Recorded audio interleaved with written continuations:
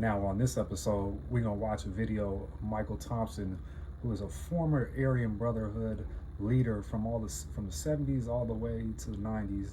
Now, he's turned informant, and he was in some National Geographic locked up series, but this is a interview he did real recently with Vlad TV. And I think it's interesting how he talks about what goes on behind the walls, like the definition of a prison wife and so forth. But we're gonna watch this video together. Y'all know how we do it. Like always, we're gonna watch the video together. I'm gonna pause it and we can talk about it in the comments. Let's get it. You look up the Aryan Brotherhood and you look at what they do in prison, in terms of, the work they put in. It's drug trafficking, extortion, inmate prostitution, and murder for hire. Yes. Was that accurate back then as well? I think so, yes.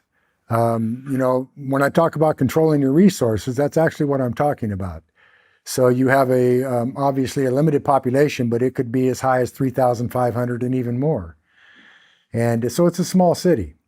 So the idea is that if you're introducing drugs, narcotics into the institution, then that's one of your resources. If you're making alcohol, at Folsom we had 2 stills.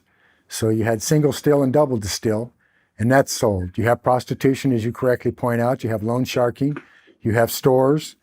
Back then, an individual could receive a 50-pound package from home.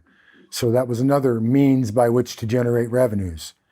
So on average, I think that Now, you heard him in the beginning. He's saying this is like one big city, and that's what it is.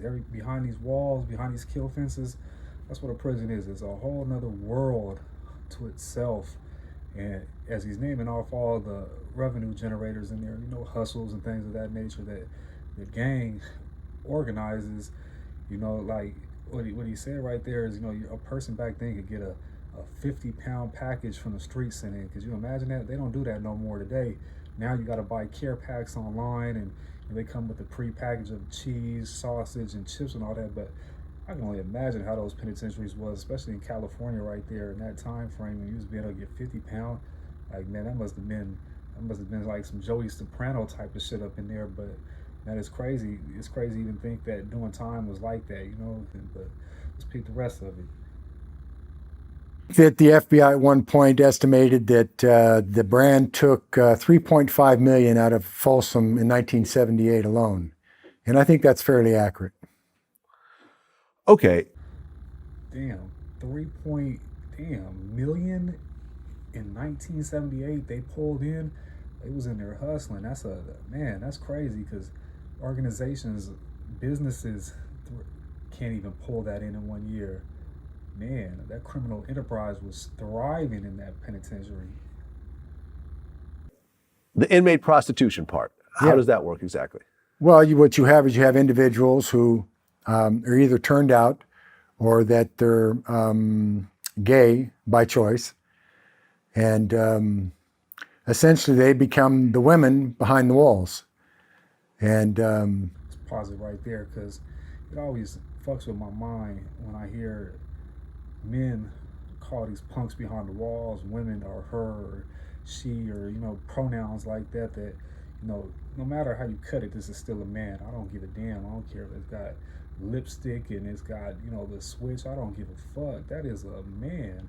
And what he said in the beginning, they get turned out or they're gay.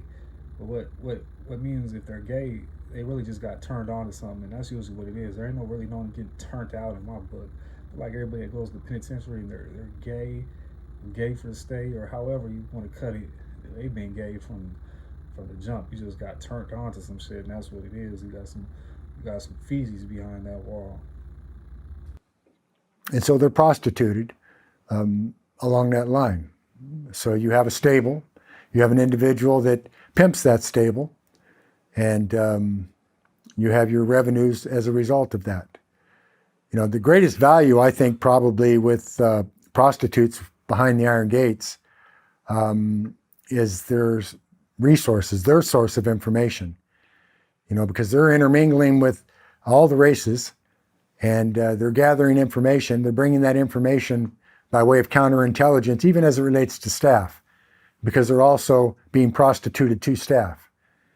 So it Ain't that some shit right there? Just like females out here in the real world, right? They mingling and they chitty chatty and they pillow talking, and it's spoken like a true boss. I like the way he carries himself and the way he does his interview. You know, so calm in demeanor and so matter of factish. You know what I mean? Like for him to be speaking on that, you know, he's a boss. You know, he's been there and then did that. But while I was incarcerated, I really didn't see a lot of like, you know, inmate prostitution like that. I just seen a bunch of feezies, you know, a bunch of, you know, feezies that come in all different shapes, sizes, and colors. And ultimately, you know, there was guards that be gay as ever, you know what I mean, and what they was doing, how they was doing, but they made it known they was gay, and ain't no telling what goes on behind them closed doors, you know what I mean? is extremely viable from a business perspective. Well, I mean, just today we did a post. There's a post that's basically circling around the internet. There was a guy named Aaron Cox who was locked up for 32 months in the state of Pennsylvania Corrections Department.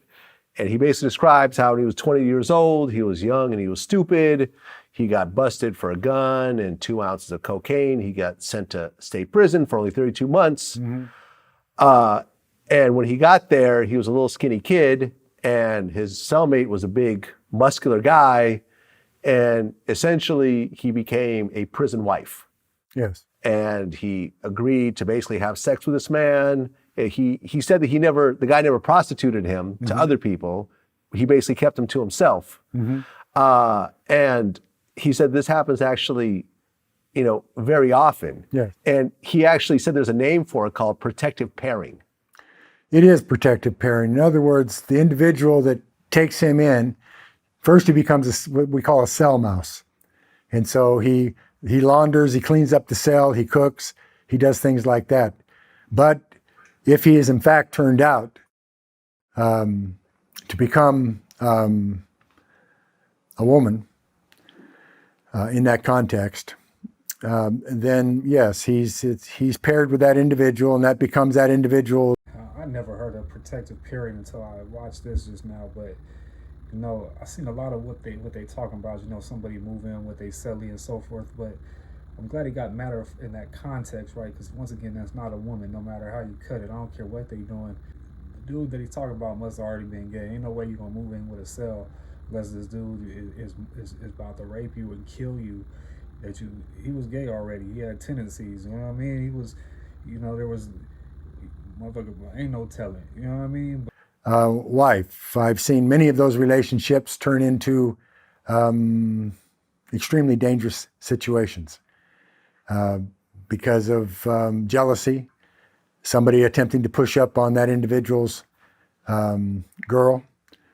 Not a girl, I don't know. You see, you know, he done did a whole bunch of time. He might even, you know, he kind of suspect in a sense. He might have, you know what I mean? He been in there 45 years. Ain't no telling what he done did, but that's not my business anyway, right? But long story short, the relationships in there are deadly because that's where a lot of animosity comes from. And I've done seen it many, many times, especially when those punks hit the yard. Like, you know, before you know it, people was fighting over them. You know, they fighting over who's talking to them and so forth, so forth. And it's crazy because, you know, I done seen people that I knew was cool with, tight with, and then the feezy get on the yard.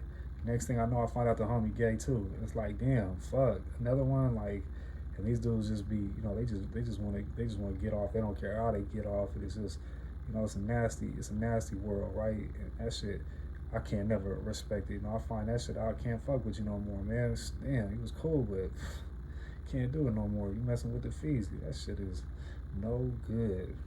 And is killed as a result. I mean, you coming into this situation, I mean, you know, you've been free up to 22 years old, and suddenly you're going in and men are being wives and being prostituted and just the insanity of this all. How did you really get your head around all that? Well, it isn't to say that I wasn't approached by queens at the time. I was. You know, they'll slide up next to you as you're walking down center corridor and talk about, ooh, baby, I need a daddy. And they're serious.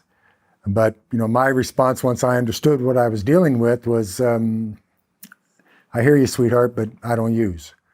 So it's a matter of respect. I always treated individuals that were doing that with me with respect, and I think that was appreciated. So He called their ass straight queens. Hell nah. He's suspect though. He might have did a thing or two. You know what I mean? We don't know, but ultimately at the end of the day, yeah, it's all about respect. And I ain't never noticed it like, like I said in all my videos, from day one when I hit a facility, they was there. You know what I mean? Everywhere. And I never had them approach me on that note. You know what I mean? Never even on any of that time. Once again, it's like, I don't know. You know what I mean? The only thing I would never do, even though I was getting my hair braided, is let them braid my hair. They used to be some of the best braiders on the yard, but man, what I look like having a feezy all in my hair, braiding my shit. A lot of people didn't care. A lot of cats would be getting their hair twisted up and shit, but yeah, I would no association. Period. Point blank. it's all in how you deal with things. It's your mindset, it's your demeanor, it's your character, and how you approach the situation in which you're in. If you're going to allow yourself to be dominated, then you will be dominated. That's not my character. That's the realest shit ever right there. That's all it is. If they smell weakness on you, or if you're just a weak feezy yourself, that's where you're gonna fit in there. You know what I mean? And like you said, that ain't in his character. Ain't in my character neither. And anybody else that's watching this, if you ever hit a yard, that shit ain't even in your character. But if it's in your character, yeah, it's finna come out in there. Well, the murder for hire part, Yes. how exactly did that work? Well, it's the best example, I suppose, is in with John Gotti, for instance. Now, John Gotti was under the Aryan Brotherhood's protection in the feds. So one of the things from a business perspective that the brand looked at was picking up contracts from the Italian mob to carry out for them. That would be the highest point of that murder for hire concept that you're talking about. Within the concept of the 70s and prison, it was extremely rare. You had individuals who did engage in that, but I'm sitting here right now trying to think of an instance that I can give you by way of example, and I can't think of one. You had many knife fights, but back then all that was head up. You didn't have assassinations, you had knife fights. So that if you had a murder for hire, that usually involved drugs, and that was usually the payoff relative to that. You want to remember, Vlad, that back then a pack of Lemax, a pack of Camels, tailor-mades, would facilitate a murder. So pretty cheap. Price of life is very cheap while you're incarcerated. The smallest thing can set people off, especially if they already done lost it all. And knife fights are a normal thing, especially for people that are doing a lot of time. That's the first thing you got to think about is when you start tripping with them. Is they ain't finna run you no fair one, just kind of like on the streets nowadays. They gonna shoot you before they give you a fair head up. Nobody want to lose, and they ain't got nothing to lose. And ultimately, when you kill somebody in the penitentiary, usually, what more do? They put you in ad seg for like a year, 2 years, 3 years, 4 years, and then what? They put you back in population. You're already doing a life sentence. What more can they really do? They ain't gonna put you on death row. You know what I mean? So ultimately, crazy. He was doing time back when doing time was a whole nother experience. And from my experience being incarcerated in Colorado, there wasn't a lot of Aryan Brotherhoods. There was a lot of Nazi lowriders, a lot of racists, a lot of skinheads, a lot of out there they got 211 crew that is like an all-white gang, and they were formed by a cat that was a white blood at one time, and he was getting beat up in the county. So to protect himself, he got a whole bunch of other white boys that was grouping together, and they became 211, which stands for armed robbery. And they be the ones in the penitentiary, and they be preying on other white boys. So that's what they be doing. They be preying on the weak white boys that are easily influenced or scared, and strength in numbers. But once again, never for me. I could never get down with it. But they be racist on the outside, but on the inside they be they want to be cool. On the streets they probably be cool as a motherfucker, but in there, just because of politics, that's how it be. But once again, you know, prison ain't no place to be. I know he's happy as ever. He done made it out, you know, but good Lord, he had to tarnish his name to get out. He's a known rat, you know what I mean? He done told and been behind, you know, protective custody for many years before he got out, but, you know, hell of a life, right? But we're gonna keep these reaction videos going. Y'all let me know in the comments what y'all want to see. I'll do a reaction video to it. You know what I mean? Stay tapped in. Make sure you hit that like button, hit that notification button for the newest uploads, because you see they coming. And I'm gonna holler at y'all.